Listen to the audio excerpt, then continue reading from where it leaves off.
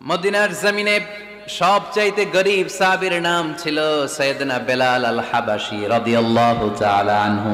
বিশ্বনবীর খাস মুয়াজ্জিন, ইথিওপিয়া থেকে ইসলামের সুশীতল ছোঁয়ায় এসে মদিনায় বিশ্বনবীর হাতে হাত রেখে কালিমা পড়ে মুসলমান হয়েছে।